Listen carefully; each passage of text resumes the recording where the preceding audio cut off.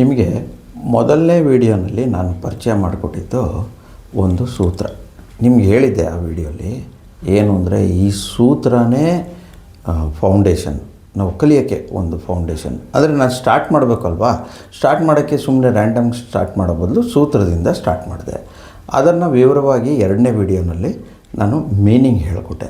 ಈಗ ಆ ಸೂತ್ರನ ಗ್ಯಾಪ್ಸ್ಕೊಳ್ಳೋಣ ಏನು ಅಂತ. ನೀವು ಅಕಸ್ಮಾತ್ ಫಸ್ಟು ಮತ್ತು ಸೆಕೆಂಡ್ ವಿಡಿಯೋ ನೀವು ನೋಡಿಲ್ಲ ಅಂದರೆ ನನ್ನ ಇದು ಡಿಸ್ಕ್ರಿಪ್ಷನಲ್ಲಿ ಹಾಕಿರ್ತೀನಿ, ದಯವಿಟ್ಟು ಅದನ್ನು ನೋಡಿಬಿಟ್ಟು ಮತ್ತು ಇದನ್ನು ಕಂಟಿನ್ಯೂ ಮಾಡಿ ನೋಡೋಕ್ಕೆ.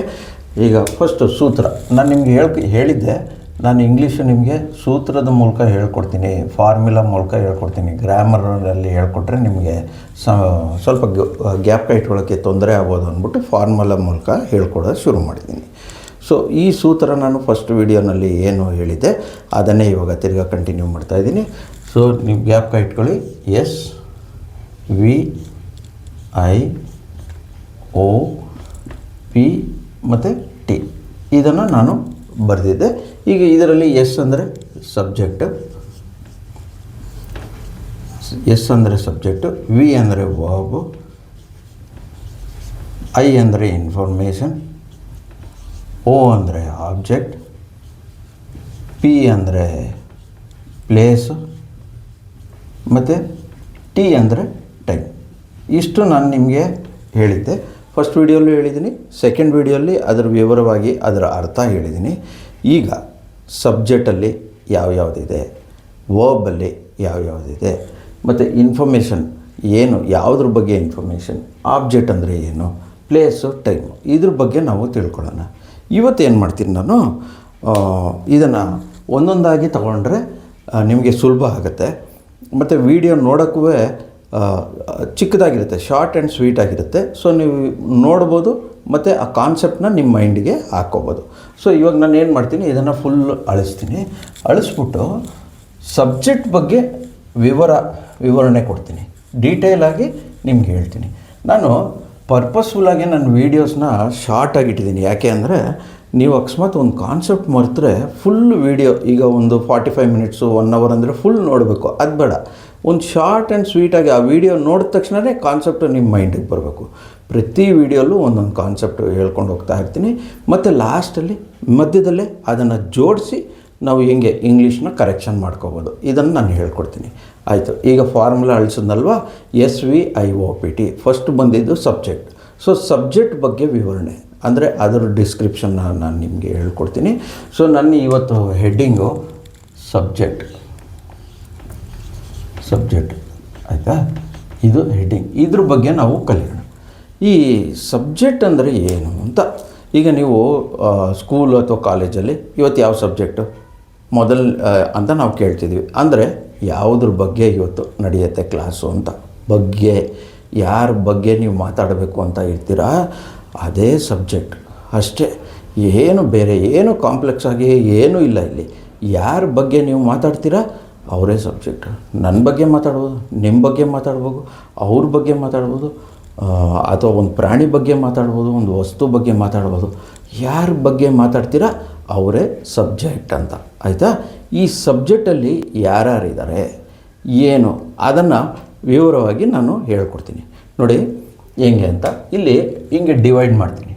ಆಯಿತಾ, 1 ಇದು 2, ಸೆಟ್ 1 ಸೆಟ್ 2. 1ನಲ್ಲಿ ಯಾರಿದ್ದಾರೆ ಸಬ್ಜೆಕ್ಟ್ಗಳು, ಐ ಇದ್ದಾರೆ, ಯು ಇದ್ದಾರೆ, ವಿ ಇದ್ದಾರೆ ಮತ್ತು ದೇ ಇದ್ದಾರೆ. ಇವ್ರು 4. ಇವ್ರದ್ದು ಫಸ್ಟ್ ಸೆಟ್. ಸೆಕೆಂಡ್ ಸೆಟ್ಟಲ್ಲಿ ಹಿ, ಶಿ ಮತ್ತು ಇಟ್ ಇದು. ನೋಡಿ 1 2 3 4 5 6 7 ಟೋಟಲ್ಲು ಸಬ್ಜೆಕ್ಟ್ಸು 7 ಇರ್ತಾರೆ, 7. ನಿಮ್ಗೆ ಯಾಕೆ ಹಿಂಗೆ ಡಿವೈಡ್ ಮಾಡಿದೆ ಸೆಟ್ ಅಂತ ಅಂದರೆ, ಮುಂದಕ್ಕೆ ನೆಕ್ಸ್ಟು ನಾವು ವರ್ಬ್ನ ತೊಗೊಳ್ತೀವಲ್ವ, ಕ್ರಿಯಾಪದಗಳು. ಈ ಸೆಟ್ 1ಗೆ ಬೇರೆ ಥರ ಇರ್ತಾರೆ, ಸೆಟ್ 2ಗೆ ಬೇರೆ ಥರ ಇರುತ್ತೆ ಕ್ರಿಯಾಪದಗಳು. ಎಕ್ಸಾಂಪಲ್ಲು, ಕೆಲವೊಂದು ಕ್ರಿಯೆಗಳಿಗೆ ಎಸ್ ಇರುತ್ತೆ, ಕೆಲವೊಂದು ಕ್ರಿಯೆಗಳಿಗೆ ಎಸ್ ಇರಲ್ಲ, ಕೆಲವೊಂದು ಕ್ರಿಯೆಗಳಿಗೆ ING ಇರುತ್ತೆ, ED ಇರುತ್ತೆ, T ಇರುತ್ತೆ. ಸೊ ಇದನ್ನೆಲ್ಲ ಹೇಳ್ಕೊಡೋಕ್ಕೆ ಸುಲಭವಾದ ಮಾರ್ಗ ಅಂದರೆ ನಾವು ಸಬ್ಜೆಕ್ಟಿಂದ ಸ್ಟಾರ್ಟ್ ಮಾಡಬೇಕು. ಸೊ ಜೀವನದಲ್ಲಿ ರಾಗ ತಾಳ ಹೆಂಗಿರಬೇಕೋ ಅದೇ ರೀತಿ ಸಬ್ಜೆಕ್ಟ್ಸಲ್ಲೂ ರಾಗ ತಾಳ ಅನ್ನೋದು ಇರಬೇಕು. ಅಂದರೆ ನಾವು ಯಾವಾಗ ಸಬ್ಜೆಕ್ಟ್ಸ್ನ ಗುರ್ತಿಸ್ಕೋಬೇಕು ಆವಾಗ ಐ ಯು ಇದೆ, he she it. I you we they, he she it, ಈ 7 ಸಬ್ಜೆಕ್ಟ್ನ ಜ್ಞಾಪಕ ಇಟ್ಕೊಳ್ಳಿ. ಓಕೆ. ಐ ನೋಡಿ, ಈ ಐ ಅಂದರೆ ಏನು? ಐ ಅಂದರೆ ನಾನು. ನನ್ನ ಬಗ್ಗೆ ನಾನು ಮಾತಾಡಬೇಕು ಅಂದಾಗ ಐ ಇಂದ ಸ್ಟಾರ್ಟ್ ಮಾಡಬೇಕು. ಯು ನಿಮ್ಮ ಬಗ್ಗೆ ಮಾತಾಡಬೇಕು ಅಂತ ಅಂದಾಗ ಯು ಇಂದ ಸ್ಟಾರ್ಟ್ ಮಾಡಬೇಕು. ಸೊ ಅದೇ ಸಬ್ಜೆಕ್ಟ್. ವಿ ನಮ್ಮ ಬಗ್ಗೆ ಮಾತಾಡಬೇಕು ಅಂದಾಗ ವಿ ಇಂದ ಸ್ಟಾರ್ಟ್ ಮಾಡಬೇಕು. ದೇ ಅವ್ರ ಬಗ್ಗೆ ಮಾತಾಡಬೇಕು ಅಂದರೆ ದೇ ಇಂದ ಸ್ಟಾರ್ಟ್ ಮಾಡಬೇಕು. ಅವನ ಬಗ್ಗೆ ಮಾತಾಡಬೇಕು, ಹಿ. ಇಲ್ಲಿ ಅವನು ಅಂತಲೂ ಅನ್ಬೋದು ಅಥವಾ ಹೆಸರನ್ನೂ ಬಳಸ್ಕೋಬೋದು. ಒಂದು ಹೆಸರು ತಗೊಳ್ಳೋಣ, ಸುರೇಶ್ ಅಂತ. ನೋಡಿ, ಸುರೇಶ್ ಆಯಿತಾ. ಸೊ ಸುರೇಶ್. ಹಾಗೆಯೇ ಸುರೇಶ್ ಬಗ್ಗೆ ಮಾತಾಡಬೇಕು ಅಥವಾ ಅವನು ಅಂತ ಮಾತಾಡಬೇಕು, ಆವಾಗ ಹಿ. ಶಿ ಅವಳ ಬಗ್ಗೆ ಮಾತಾಡಬೇಕು, ಆವಾಗ ಶಿ. ಅಥವಾ ಒಂದು ಹೆಸರು ತಗೋಬೋದು, ಸುಮಾ. ಆಯಿತಾ. ಇಟ್ ಅಂದರೆ ಅದು ಅಥವಾ ಇದು, ಅಂದರೆ ಒಂದು ವಸ್ತು ಅಥವಾ ಒಂದು ಪ್ರಾಣಿ. ಅಂದರೆ ಇವಾಗ ಒಂದು ಬೆಕ್ಕು ತಗೊಳ್ಳೋಣ, ಬೆಕ್ಕು, ಅದಕ್ಕೆ ಇಟ್ ಅಂತಲೂ ಅನ್ಬೋದು ಅಥವಾ ಕ್ಯಾಟ್ ಅಂತಲೂ ಅನ್ಬೋದು. ಅಥವಾ ಒಂದು ವಸ್ತು ತಗೊಳ್ಳೋಣ, ಒಂದು ಮೊಬೈಲ್ ಅಂತಲೂ ಅನ್ಬೋದು ಅಥವಾ ಇಟ್ ಅಂತಲೂ ಅನ್ಬೋದು. ಇದು ನಮ್ಮ subjects. I you we they, he she it. ಒಂದು ವಸ್ತು ಅಥವಾ ಪ್ರಾಣಿಗೆ ಇಟ್. ಒಂದು ಹೆಣ್ಣು ಮಗು ಬಗ್ಗೆ ಮಾತಾಡಬೇಕು ಅಂದಾಗ ಶಿ ಅಥವಾ ಹೆಸರು. ಅವನ ಬಗ್ಗೆ ಮಾತಾಡಬೇಕು ಅಂದರೆ ಹಿ ಮತ್ತು ಹೆಸರು. ಒಂದು ವಿಷಯ ನಿಮಗೆ ತಿಳಿಸ್ತೀನಿ. ಯು ಅಂದರೆ ನೀನು ಅಂತ ಬರಲ್ಲ ಇಂಗ್ಲೀಷಲ್ಲಿ, ನೀವು ಅಂತ. For example, you are my father, ನೀವು ನನ್ನ ಅಪ್ಪ. ಅದಕ್ಕೆ ಐ ಅಂದರೆ ನಾನು, ಯು ಅಂದರೆ ನೀವು, ವಿ ಅಂದರೆ ನಾವು, ದೇ ಅಂದರೆ ಅವರು, ಹಿ ಅಂದರೆ ಅವನು, ಶಿ ಅಂದರೆ ಅವಳು, ಇಟ್ ಅಂದರೆ ಅದು ಅಥವಾ ಇದು. ಆಯಿತಾ. ಇದು ನಮ್ಮ 7 ಸಬ್ಜೆಕ್ಟ್ಸ್. ಯಾವತ್ತೂ ಜ್ಞಾಪಕ ಇಟ್ಕೊಳ್ಳಿ. ಇಲ್ಲೇ ನಿಮಗೆ ಮೇಯ್ನು ಇಲ್ಲೇ ಸ್ಟಾರ್ಟ್ ಆಗೋದು. ಐ ಯು ಇದೆ, ಹಿ ಶಿ ಇಟ್ಟಿಂದ. ನೆಕ್ಸ್ಟು ನಾನು ಕ್ರಿಯಾಪದಗಳು ಸ್ಟಾರ್ಟ್ ಮಾಡಿದಾಗ ಐ ಯು ಇದೆಗೆ ಯಾವ ಕ್ರಿಯೆ ಯೂಸ್ ಮಾಡಬೇಕು, ಈ ಶೀಟ್ಗೆ ಯಾವ ಕ್ರಿಯೆ ಯೂಸ್ ಮಾಡಬೇಕು, ಎರಡನ್ನೂ ನಾನು ನಿಮಗೆ ಈಸಿಯಾಗಿ ನಿಮ್ಗೆ ಹೇಳ್ಕೊಡ್ತೀನಿ. ಭಾಳ ಈಸಿ ಇರುತ್ತೆ. ಇಲ್ಲಿ ನೋಡಿ, ನೀವು ಸೆಟ್ 1 ಸೆಟ್ 2 ಅಂತ ನೀವೇನು ಜ್ಞಾಪಕ ಇಟ್ಕೋಬೇಕಾಗಿಲ್ಲ. ಬರೀ ಐ ಯು ವಿ ಇದೆ, ಹಿ ಶಿ ಇಟ್, ಇಷ್ಟೇ ಜ್ಞಾಪಕ ಇಟ್ಕೊಳ್ಳಿ. ಆಯಿತಾ. ಈ ಸಬ್ಜೆಕ್ಟ್ಸು ಇವತ್ತು ವಿಡಿಯೋನಲ್ಲಿ ಬರೀ ಸಬ್ಜೆಕ್ಟ್ಸು ನಿಮಗೆ ಇಂಟ್ರಡಕ್ಷನ್ ಮಾಡಿದೆ. ನೆಕ್ಸ್ಟ್ ವಿಡಿಯೋಲಿ ಐ ಎಲ್ಲೆಲ್ಲಿ ಉಪಯೋಗಿಸ್ಬೋದು, ಯು ಏನೇನು ಅರ್ಥಕ್ಕೆ ಉಪಯೋಗಿಸ್ಕೋಬೋದು, ವಿ ಯಾವ್ಯಾವ ಅರ್ಥಕ್ಕೆ ಉಪಯೋಗಿಸ್ಕೋಬೋದು, ದೇ ಯಾವ್ಯಾವ ಅರ್ಥಕ್ಕೆ ಯೂಸ್ ಮಾಡ್ಬೋದು, ಹಿ ಶಿ ಯಾವ್ಯಾವ ಹೆಂಗೆ ಯೂಸ್ ಮಾಡ್ಬೋದು, ಇಟ್ ಯಾವ ರೀತಿ ಅದನ್ನು ಯೂಸ್ ಮಾಡಿ ಸೆಂಟೆನ್ಸ್ ಯೂಸ್ ಮಾಡ್ಬೋದು, ಯಾವ್ಯಾವ ಅರ್ಥಕ್ಕೆ ಯೂಸ್ ಮಾಡ್ಬೋದು. ಎಷ್ಟು ಈಸಿ ಇದೆ ಗೊತ್ತಾ ಇಂಗ್ಲೀಷಲ್ಲಿ.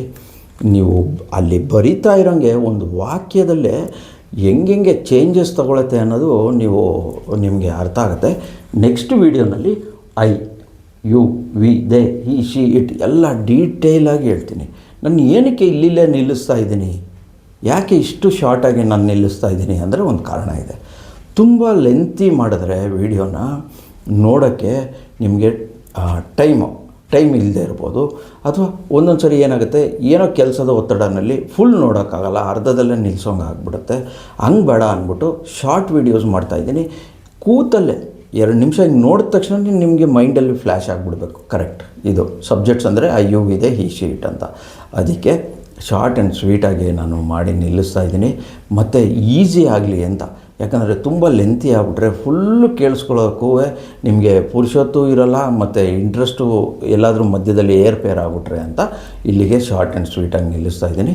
ಪ್ರತಿಯೊಂದು ವೀಡಿಯೋನೂ ಪದೇ ನೋಡ್ತಾ ಇರಿ. 5 ನಿಮಿಷ 10 ನಿಮಿಷ ಅಷ್ಟರೊಳಗಡೆ ಇರುತ್ತೆ.